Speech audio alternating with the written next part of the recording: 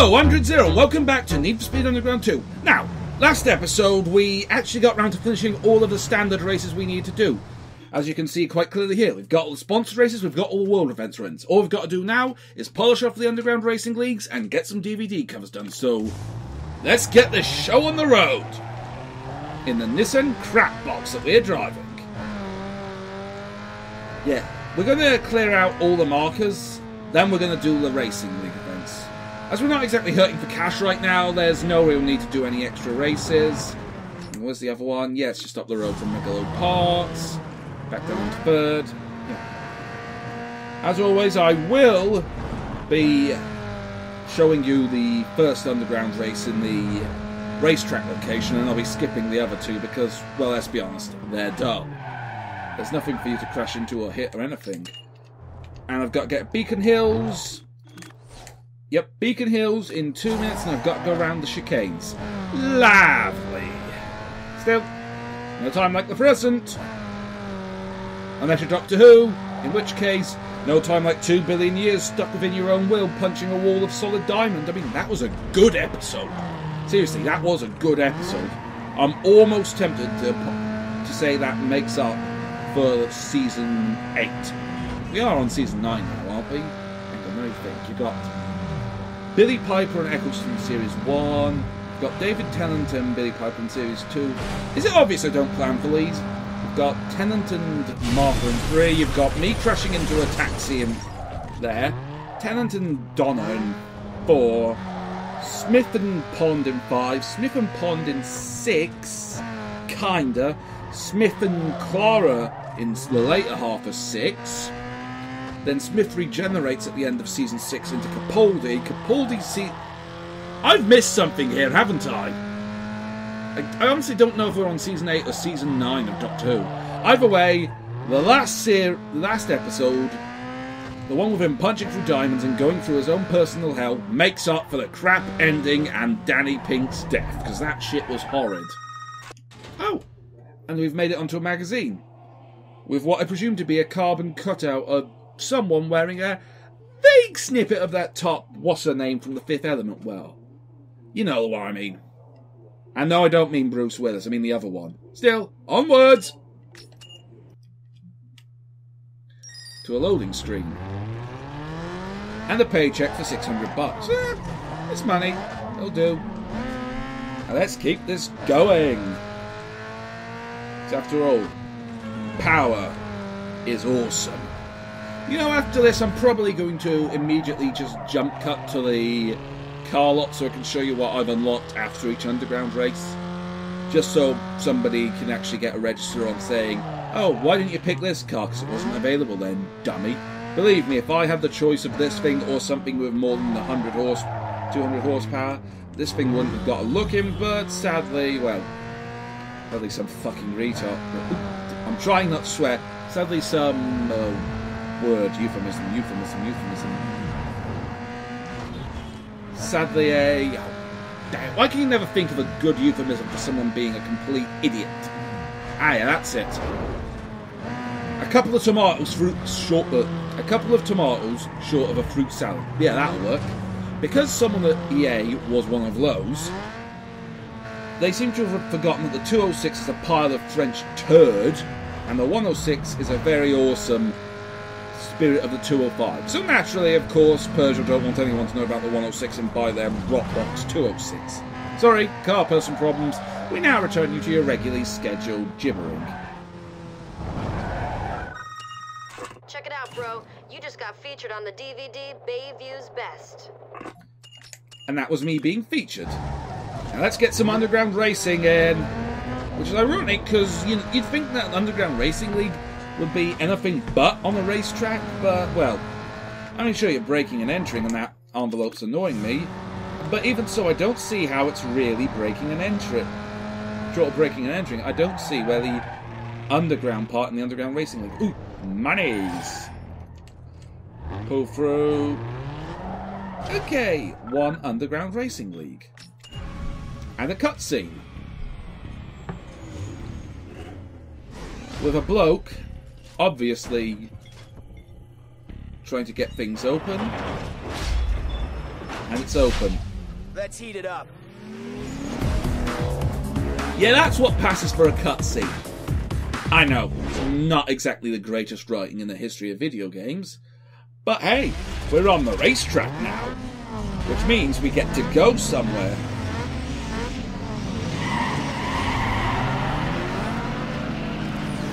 So let's get going, overtake the Supra, pass the 206, we've got an Eclipse out in front. It's a simple four-lap race, shouldn't be too annoying to work with.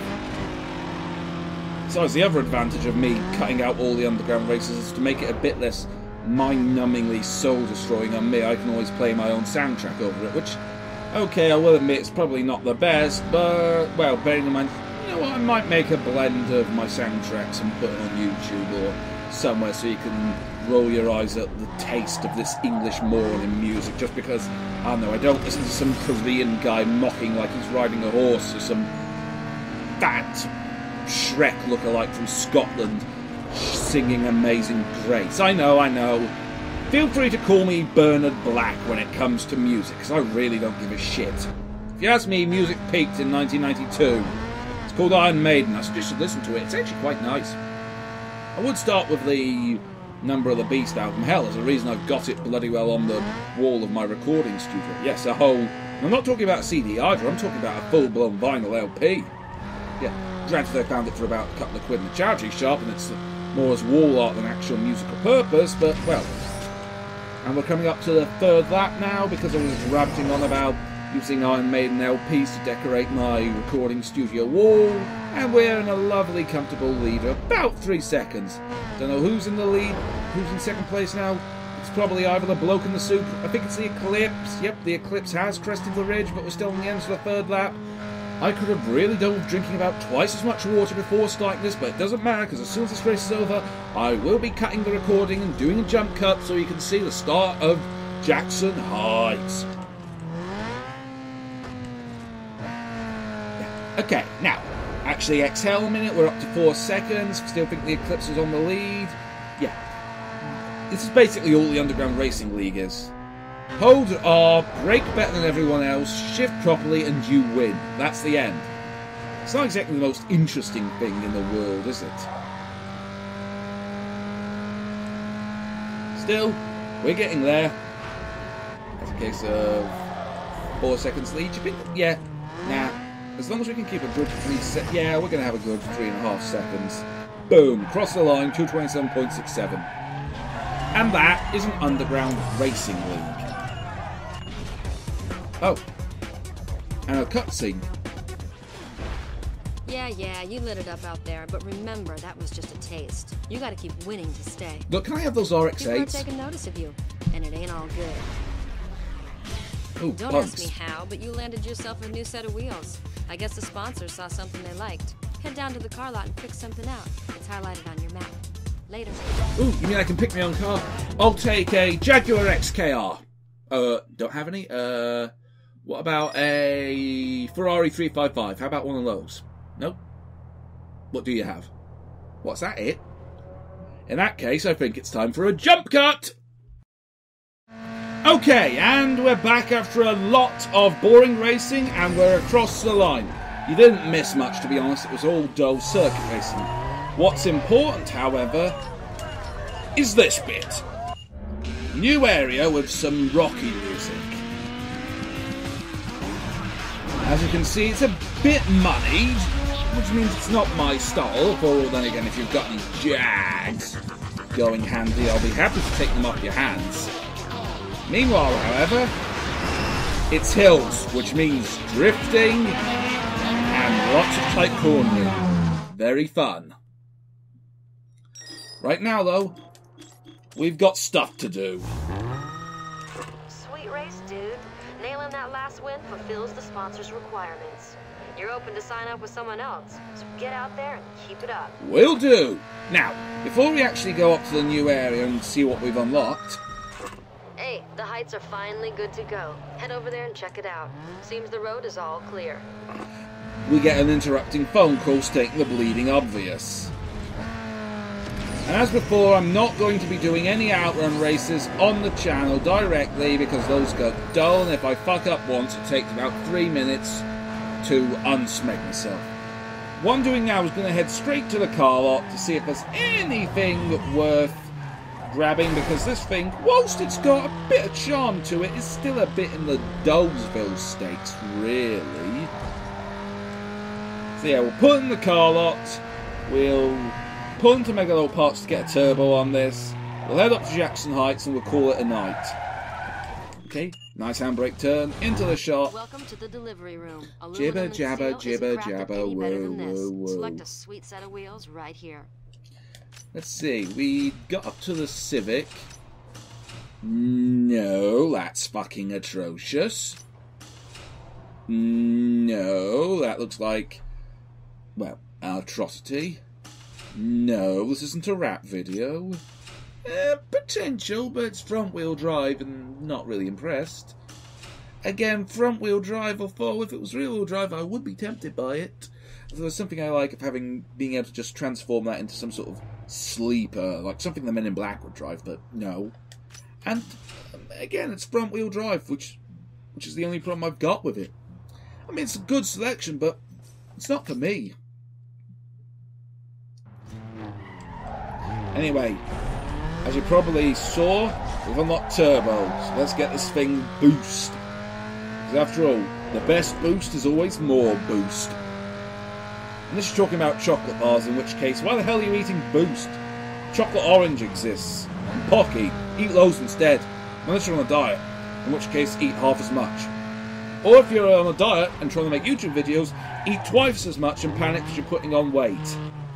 What do that could be? You know what? Take I practicality and forgot to throw it turn out her the off. window. The performance shop will Jabba, tweak your jabba. ride to get the most horses and torque you need. Spool up some extra power by installing a turbo kit. Don't care, don't care, don't care.